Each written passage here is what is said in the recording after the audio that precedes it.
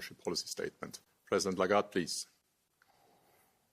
Thank you very much, Wolfgang, and good afternoon to all of you. The Vice President, Mr. de Guindos, and myself are very pleased to welcome you to this slightly unusual press conference.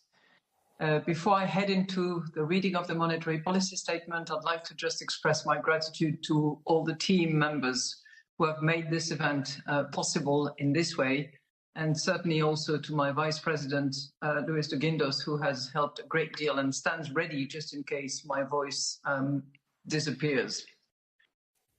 So moving on to the monetary policy statement now. Russia's aggression towards Ukraine is causing enormous suffering, and it is also affecting the economy in Europe and beyond. The conflict and the associated uncertainty are weighing heavily on confidence of businesses and consumers.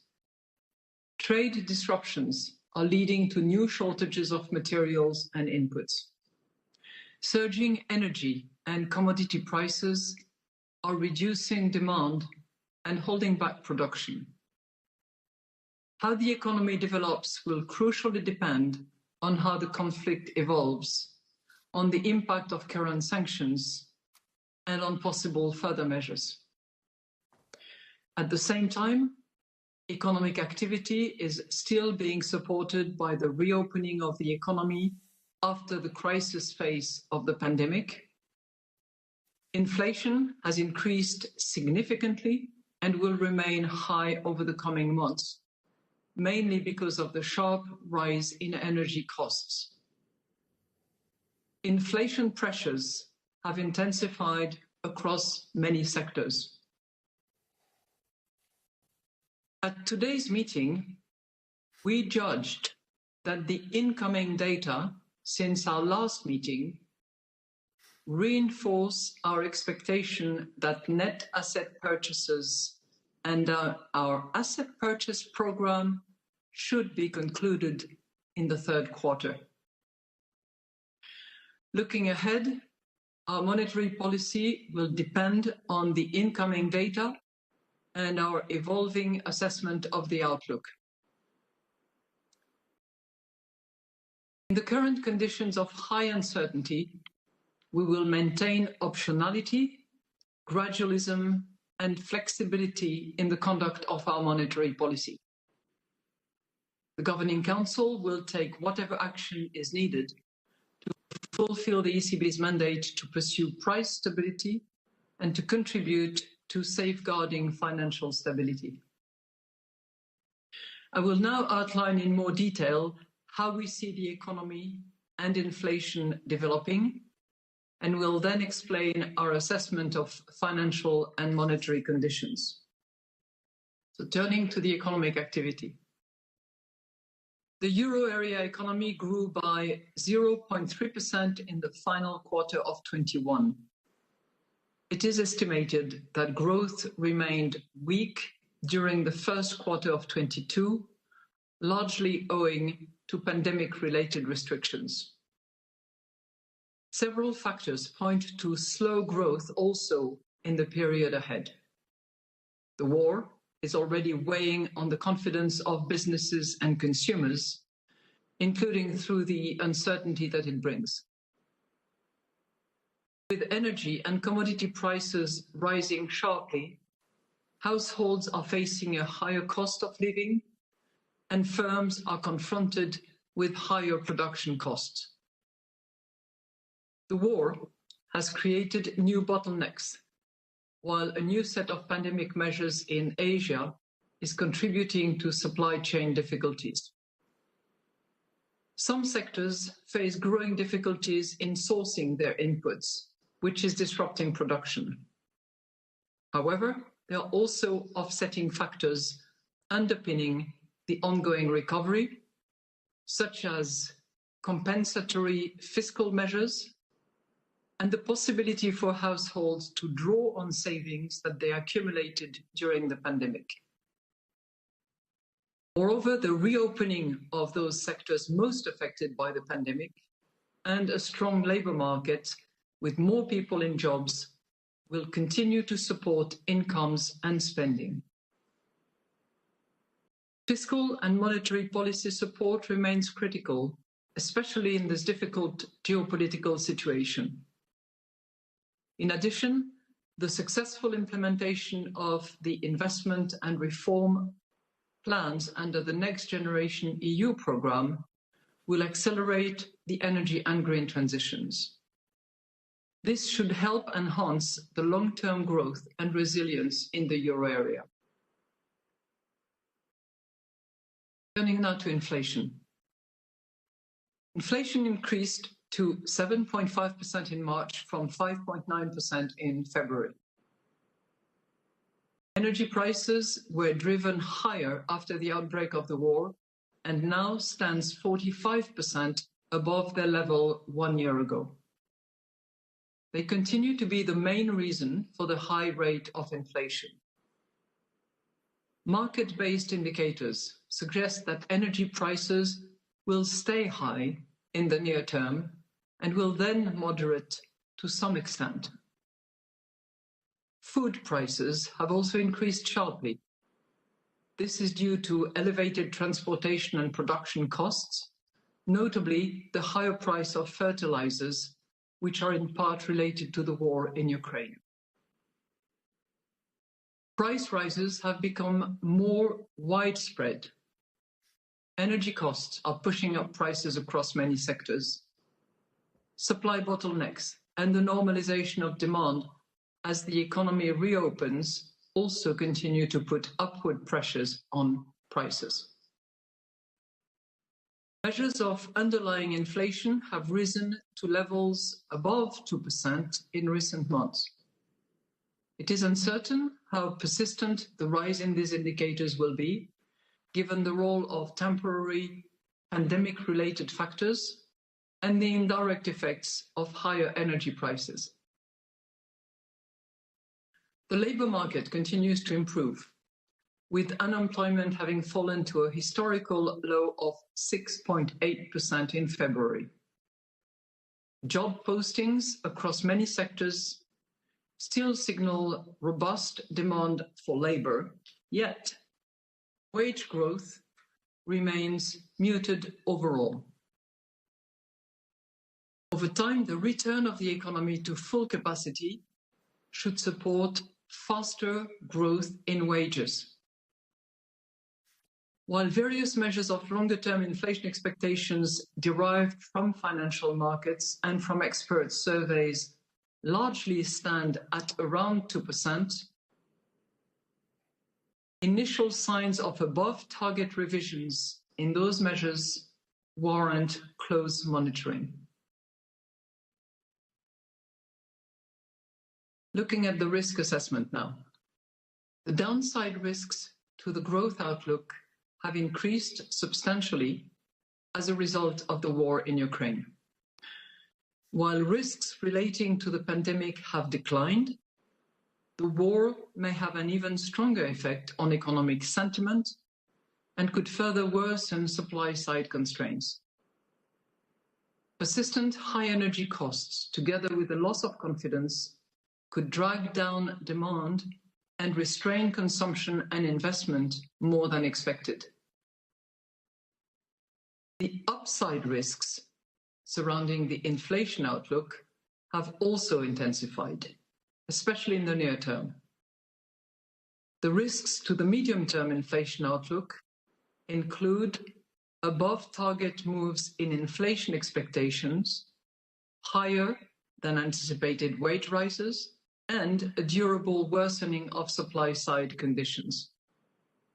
However, if demand were to weaken over the medium term, it would lower pressure on prices. Financial markets have been highly volatile since the war began and financial sanctions were imposed. Market interest rates have increased in response to the changing outlook for monetary policy, the macroeconomic environment, and inflation dynamics. Bank funding costs have continued to increase. At the same time, So far, there have been no severe strains in money markets, nor liquidity shortages in the euro area banking system.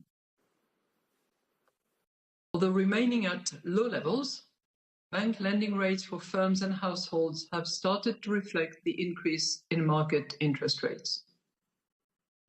Lending to households is holding up, especially for house purchases. Lending flows to firms have stabilized. Our most recent bank lending survey reports that credit standards for loans to firms and for housing loans tightened overall in the first quarter of the year, as lenders are becoming more concerned about the risk facing their customers in an uncertain environment. Credit standards are expected to tighten further in the coming months, as banks factor in the adverse economic impact of Russia's aggression towards Ukraine and higher energy prices.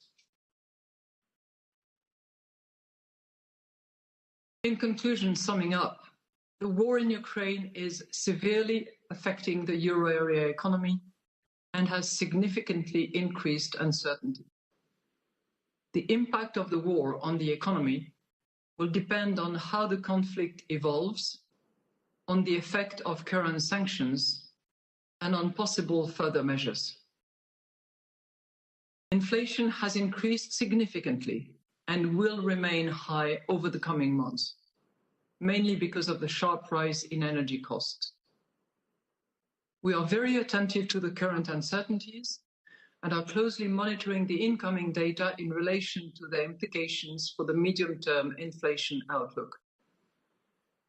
The calibration of our policies will remain data-dependent and reflect our evolving assessment of the outlook. We stand ready to adjust all of our instruments within our mandate, incorporating flexibility if warranted, to ensure that inflation stabilizes at our 2% target over the medium term. We now stand ready to take your questions. Thank you. Thank you very much, President Lagarde. And today the first question goes to Balazs Korani of Reuters. Balazs, please. Good afternoon. Thank you for taking my question, and good to see you, President Lagarde. We're wishing you a quick recovery. So my two questions. First one, could you give us a bit of a flavor for the discussion? Did some of your colleagues call for a more definite end date for the APP? And what was the clincher argument for keeping your formulation despite sharply higher inflation? The second question is about interest rates. Markets now price in 2 rate hikes this year and maybe as much as 8 hikes by the end of 23. Are you comfortable with these expectations? Are these expectations consistent with your definition of gradual?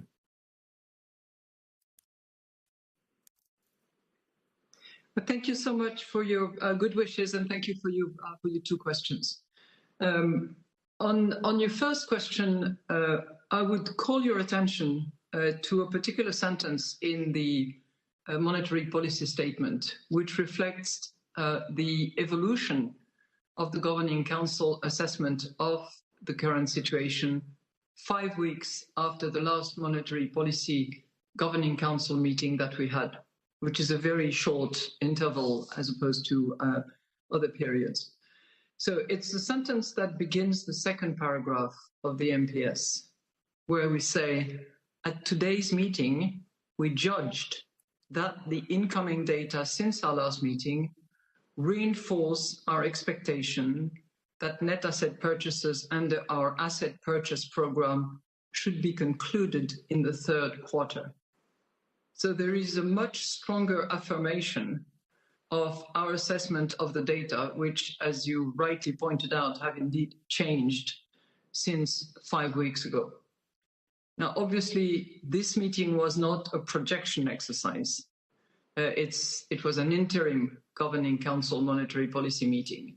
And we affirmed the net asset purchases very likely conclusion in the 3rd quarter without being more specific. but being open-minded as to when in the quarter that is. It could be early, it could be late. The third quarter has 3 months. And I think the determination around the Governing Council table was to take stock of the projection exercise at the next monetary policy meeting to determine exactly the timing of such conclusion of the net asset purchases under the APP. On your second question about the how many interest rate hikes are projected by markets, let me tell you that we are sticking to our sequence. And this is very much what we did on the occasion of this Governing Council meeting. And the sequence that we have adhered to, that we have agreed, is complete net asset purchases first. And sometime after that, decide interest rate hike and subsequent hikes. And I remember last time around on the occasion of the last Governing Council Monetary Policy press conference, I think I was asked specifically what was meant by the sometimes after. And I'll repeat what I said at the time. Sometime after is intended to serve our determination to have both optionality, gradualism, and flexibility, which means that this sometimes after can be anywhere between a week to several months, and that stands and remains true. So we'll deal with interest rates when we get there. Thank you, Madame Lagarde. And the next question is for Annette Weisbach of CNBC. Annette, please. President Lagarde, thank you very much for taking my question. Also from my end, the best wishes for your recovery, first of all. Let me ask you about the potential effect of an oil and gas embargo on inflation and the economic outlook. Have you been discussing that? Is that something which you think is a realistic scenario?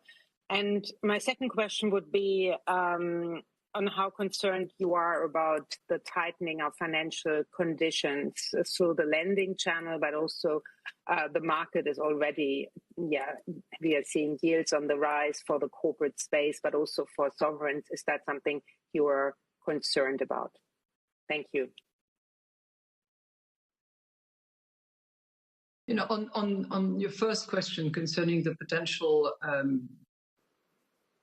boycott of oil and gas, and I'm assuming that you are referring to oil and gas out of Russia, and the initiative of the boycott being either one party or the other, the supplier or the purchaser.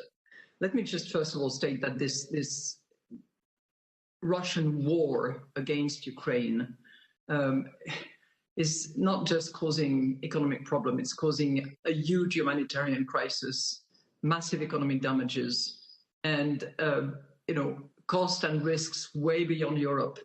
I noted the joint statement by the president of international institutions to support that we all focus also on the food crisis that is going to be hitting low-income countries and other people than the Europeans. So let's put things in perspective first. But of course, on the oil and gas front, an abrupt boycott would have significant impact. And staff monitors that very carefully. Any such risk obviously reinforces the determination of the Europeans to move towards cleaner energy, to move to non-fossil fuel in general, and to reduce dependency vis-à-vis Russia. But have we actually factored in exactly the net amount, the trade-off resulting from any such boycott? No, we simply know that obviously some countries within the euro area would be more affected than others. And we also note that the Europeans together, under the leadership of the Commission, are looking at ways to adopt joint approaches, joint policies, joint purchases, which is certainly, together with moving to a different energy mix, is the right approach to take. On the second part of your question that dealt with the tightening of rate, I have commented on the bank lending survey, which indicates that there is, and there was during the first quarter, a certain tightening by a larger number of banks answering the surveys. All that being said, the volume of loans to households in particular still stands quite strongly. Lending to consumers, consumption loans, have increased, and corporate lending has stabilized for the moment. So even if there is tightening, particularly concerning the terms and conditions of those lending arrangements, in terms of both rate and volume, we're not seeing yet the outcome of this tightening that you referred to. Equally true that in the bank lending survey, respondents are indicating that they expect further tightening in the coming months, and clearly that is associated with the war in Ukraine, with the additional supply bottlenecks issues that will affect corporates in particular, and the general confidence impact that the war has on both corporates and consumers. Thank you, Madame Lagarde. And the next question is for Isabella Bufacchi of Il Sole 24 Ore. Isabella, please. Good afternoon, and thank you very much for this opportunity and my best wishes. President Lagarde, I have two questions. The first question is on fragmentation and flexibility. At the moment, in the event of renewed market fragmentation related to the pandemic, PEP reinvestments can be adjusted flexibly. In case of renewed market fragmentation, but this time not related to the pandemic, but to war, sanctions, or recession, is the ECB ready to apply the PEP flexibility to APP reinvestments? I've seen you've mentioned incorporating flexibility. Does it mean you incorporate in existing tools, or are you studying new tools for fragmentation? My second question is on wage price spiral. How far is the Governing Council worried about a wage price spiral with inflation getting out of control? I've seen you've mentioned wages and it's muted, but it's coming. We are in Germany, and I think it will be maybe in a hot autumn. Thank you. Thank you so much, and thank you all for your good wishes. I hope they work. Let me first of all, again, this seems like a rereading exercise, but I think it matters because those are parts of the sections of our monetary policy statement that were clear changes from the past and indicate a direction that we're taking. And this is actually something that you will find in the conclusion of the monetary policy statement, which is in the penultimate line. And it says, we stand ready to adjust all of our instruments within our mandate, okay, comma, incorporating flexibility if warranted, to ensure that inflation stabilizes at our 2% target over the medium term. This is language that you know quite well. But the overall sentence is something that is worth taking notice of. So, optionality, gradualism, flexibility are concepts that we have outlined before. So we are really very much in a normalization process, and we are continuing along the path of that normalization process.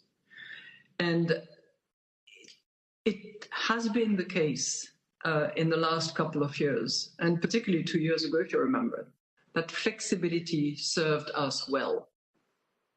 And I think it's on the basis of that recognition of the value of flexibility, in particular, in order to make sure that monetary policy stance is properly transmitted and that unwarranted fragmentation is avoided, that we are recognizing this and we are mentioning flexibility as one of the principles that we want to apply.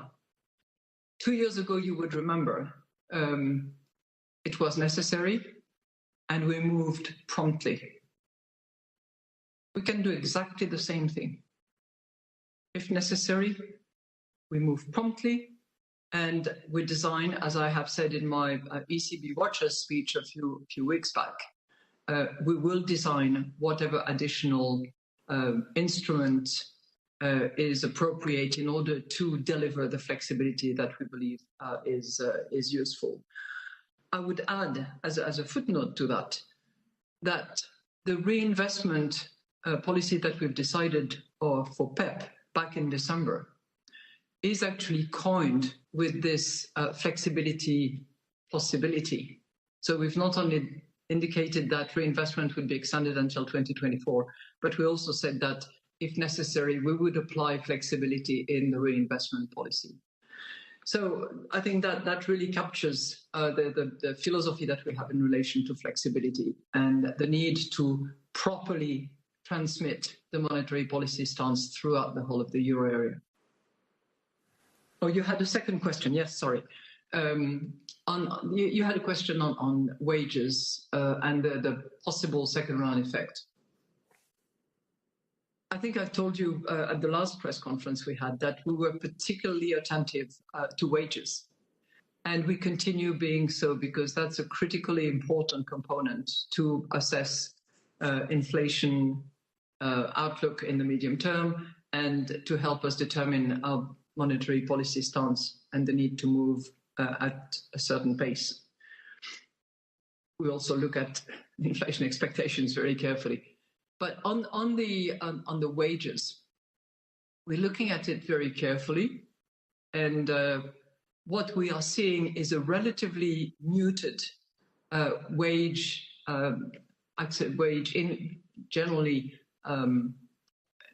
increases.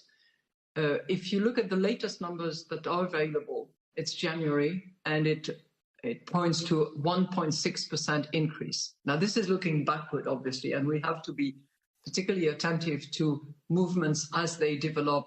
And we know that the longer inflation numbers are at the high level where they are, the more likely it is that wages negotiations, salary entry levels, renegotiations of existing agreements will actually take place. So we had a good discussion on those issues at the Governing Council meeting. There are differences between countries. In some countries, it seems that unions or employees and employers are managing to reach agreement which take into account the risk of redundancy and threat to the economy. In other countries, there are much higher demands for wage increases and wage renegotiations. So we will continue to look at that extremely carefully and be attentive to potential second round effect as a result of that. Thank you, President Lagarde. And the next question is for Alex Weber of Bloomberg News. Alex, please.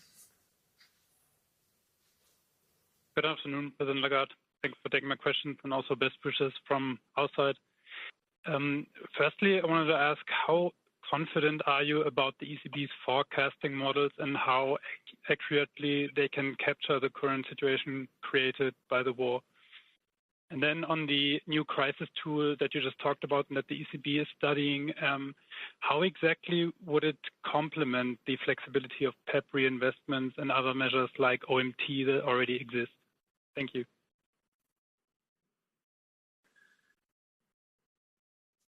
Do we have trust in the work that we do? Yes, we do. Do we get our forecast and our projections perfectly right all the time? No, we don't. And, you know, I spent a few years of my life operating with other forecasters and top-notch projectionists who didn't always get it right either. But do we trust that we monitor all the data that we need to monitor, that we apply all the economic wisdom that we can, that we use as many possible models as are available, that we try to improve on the economic results that we produce? Yes, we do. Did we make a mistake? Did we get it wrong in the past? Will we get it wrong in the future? Very likely. And this is particularly the case. So we have to be a little bit humble in that respect. We have to be cognizant of the fact that when there is a war, when there are major developments that are not predicted, that are not part of past patterns, it's incredibly difficult to actually integrate that into the models that help us offer projections to our European colleagues. And the same is true for national central banks, by the way, and the same is true for many, many projectionists and for many forecasters. So we have that humility, and we recognize that we have to not only look at forecasts and models, but also look outside the window and try to figure out what is happening and what is the likely impact. Looking at past history is not in and of itself sufficient. And as I said, who knows what impact and development the war is going to have on our economies. On this issue of flexibility and the fragmentation issue and the need to make sure that monetary policy is transmitted in an unimpaired fashion, we constantly try to improve on the toolbox. We constantly look at, what works, what will help us provide the flexible, efficient, and proportionate response to the situation.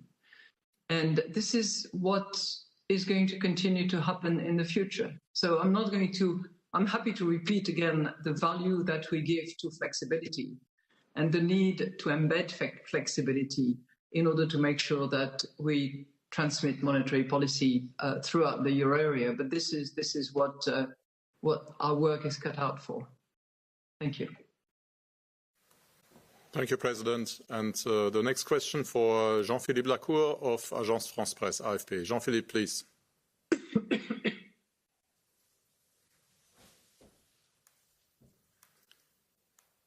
Yes, no. Good afternoon, Madame la Présidente, and my wishes of bon rétablissement, we say in our mother tongue. So a follow-up question now to your answer on the validity of the forecast and that we must remain humble in this exercise. What should we draw, and so what should we conclude about the way then you are going to decide in the next future of the monetary policy regarding this high level of uncertainty we have? And my second question, I hope not to make you lose your voice. In France, we have this presidential election, which is in the final round, and your name, Mrs. Lagarde, is less associated with the next announcement on monetary policy and so on, and with this rumor which designates you as possible head of a future government, if they are founded or not. What do you respond to that? I'll lose my voice. Let me deal with the real and the good question that you asked. And this is not me withdrawing the need to be humble in the face of what our projections can offer. But obviously, in deciding, in particular next June, because that's going to be our next projection monetary policy meeting, in June, we are going to look at our projections. And as you will remember, back in March, we had projections that included a baseline and a couple of scenario analysis as well. One was severe, was one adverse. I don't know exactly whether we're going to come up with, a similar exercise with one baseline and two scenarios, whether we're going to have one baseline, one scenario, some sensitivity analysis in particular areas where we believe that we need to pay special attention. Wages is clearly one that comes to mind. Inflation expectations, another one. So we will use that, of course, because it's there. It has to be used. It is informative.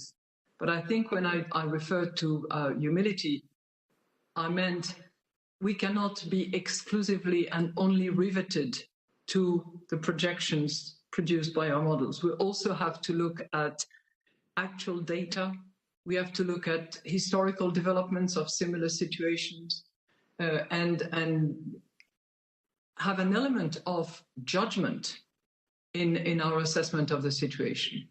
But what we see at the moment is certainly reinforcing our determination that in the medium term, our outlook for inflation is at around 2%. And if there is one other section that I would like to refer you to in the monetary policy statement, it's one that is just before the risk assessment, which deals with inflation, where we say, while various measures of longer-term inflation expectations derived from financial markets and from expert surveys largely stand at around 2%, initial signs of above-target revisions in those measures warrant close monitoring. So we will be looking, of course, at our projection. We will be looking at actual data. We will be looking at historical experience, but we will also be looking very carefully at market and expert surveys, in particular in relation to inflation expectations, because the last thing that we want is to see inflation expectations at the risk of de-anchoring.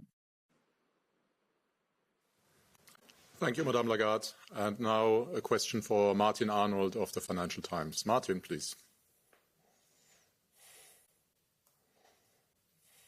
Hello, and bonne récupération, Madame Lagarde, from me. I hope you get well soon. I have two questions. This new instrument, which you allude to in the introductory statement, could that be described as a spread control measure?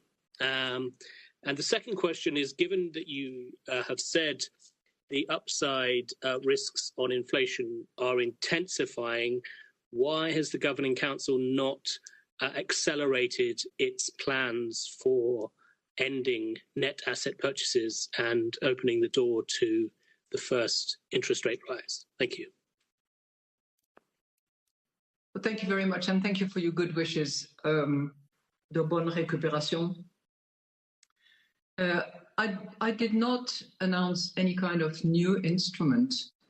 I did refer very specifically to the last sentence of our conclusion, which says incorporating flexibility if warranted. So flexibility is a principle that we believe has served us well, that we need to continue to integrate in our monetary policy determination, if warranted, if required. And as I said, if necessary, we can move very promptly. But I did not say that we were building a new instrument. We can certainly do that, and we can do it in short order and are capable of being operational, as we have demonstrated between the 12th and the 18th of March 2020, for instance.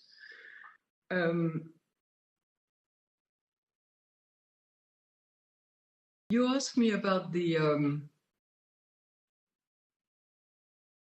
let's see, you asked me about the access, yeah, you said, given, essentially what you said is, given the numbers that we're facing, given the situation, why did you not accelerate more, right? So,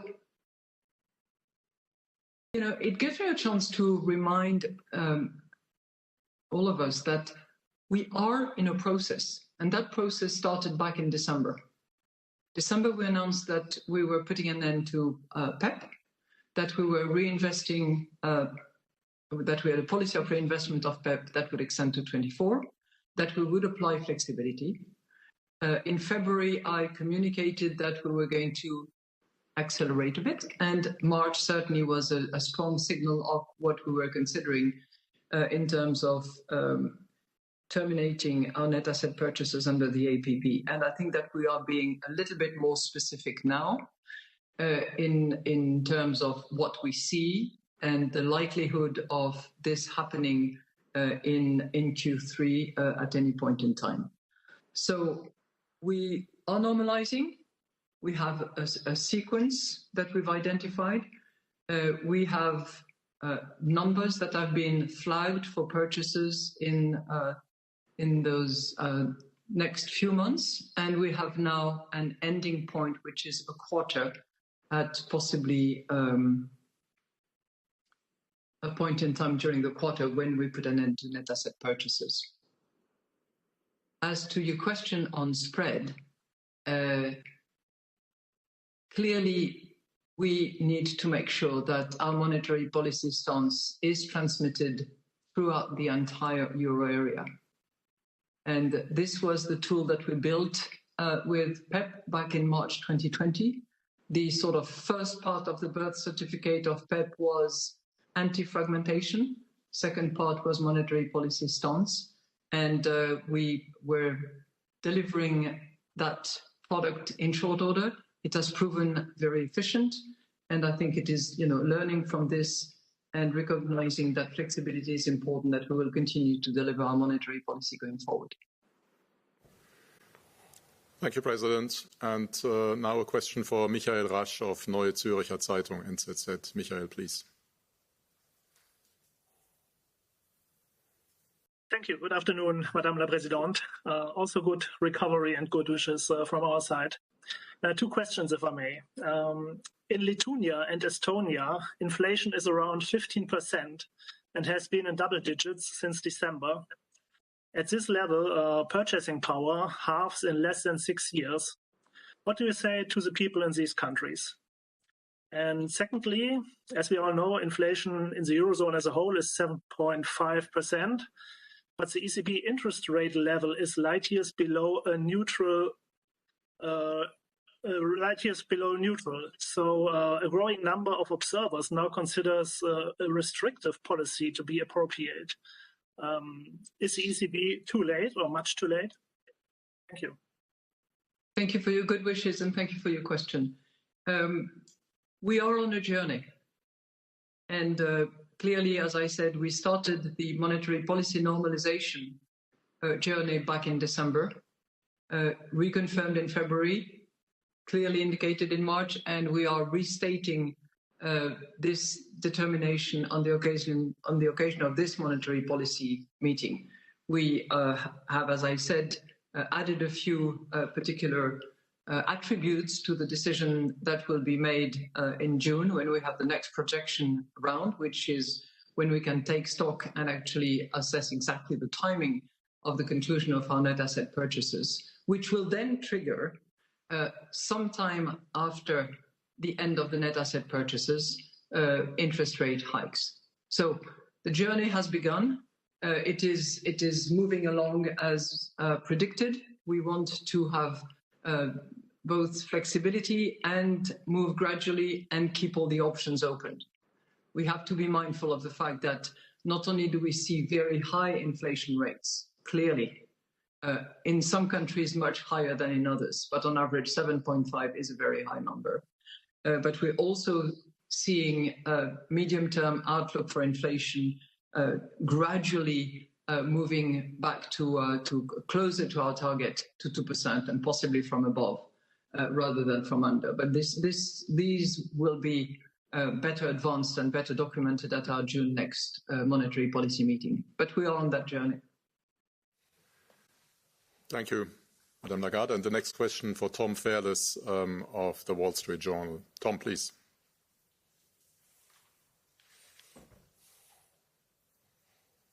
Thanks very much for taking my question. Sorry, just put my camera down. I can see you. The top of my head, at least. So yeah, I had a question about quantitative tightening, and the Federal Reserve in the U.S. is starting to talk about reducing its bond holdings, not just stopping bond purchases, but actually reducing the balance sheet. Probably they could start next month. Is this something that the ECB is thinking about, or is the EU thinking about? And my second question was on this normalization process. Just following up from the previous question. So normalization suggests that you have an idea of what normal is in terms of the neutral policy rates. What do you think that is? And is normalization enough, or do you think you have to go above it? Thank you. Thank you so much. First of all, you gave me a chance to actually yet again clarify that what is happening in the economy of the euro area is very different from what is happening in the economy of the United States. Whether you look at employment, whether you look at wages, whether you look at actually the general attributes and instruments of the monetary policy at the moment in the United States, our economies do not compare. And if anything, I believe that this is likely to be accentuated by the fact that the euro area is probably going to be more exposed and will suffer more consequences as a result of the war by Russia against Ukraine. The United States will not bear as much the brunt of the consequences from an economic point of view, I would suspect. So we cannot just, comparing our respective monetary policies is comparing apples and oranges. We're not applying policies to the same economic situations at all. When I talk about normalization of monetary policy, I think of the kind of instruments that we're using. I think about the rates that we have in place. I think about the use of our balance sheet. And I think it is very much in that order that we will be looking at normalization of monetary policy. It's a bit premature because, as we did during the Governing Council today, we looked at the short term, what limited updated numbers we have, and what qualification of our stance there should be as a result in terms of signaling what we will do next during the third quarter of 2022. Quantitative tightening is something that comes clearly at a later stage in that journey, and we are not there yet. The sequence that we have adopted, which is embedded in our strategy, which is very familiar to you, is net asset purchases have to conclude first before we decide on whether we hike interest rates and by how much, and then we will look at balance sheets. But for the moment, we're more thinking about the reinvestment policies that we have agreed both in relation to the APP and the PEP portfolios. Thank you, Madame Lagarde. And the next question is for Francesco Ninfole of Milano Finanza. Francesco, please. Thank you. Good afternoon. Best wishes. President Lagarde, do you think that the additional flexibility or the new tool should be launched before the end of asset purchases to avoid fragmentation? And secondly, could you explain how and through which channels ending asset purchases in the third quarter will help to reduce inflation, which is driven by energy and without second-round effects on wages and expectations until now, and how normalization will help achieve ECB's mandate in the medium term, given the ECB's projections show inflation at 1.9% in 2024, but at 1.6% in the adverse scenario. It seems that in some way the ECB's target is still below but close to 2%, and that the ECB has a short-term orientation on inflation more than a medium-term one. Could you clarify that? Thank you. Well, thank you. Thank you very much. In relation to flexibility, I think I've been very clear to indicate that we believe that flexibility is helpful. We have seen it being very operative back 2 years ago. it is now specifically mentioned as something that will be incorporated if warranted. So it's totally premature at this point in time to indicate when any such flexibility will be deployed. The purpose of the flexibility is to make sure that monetary policy is properly transmitted throughout the whole of the euro area. So if and when it becomes necessary, we will know what to do. As I said, if necessary and promptly, and it will be operational. On your other question, do we believe that ending net asset purchases will reduce the price of oil? No. Who would, in their right mind, think so?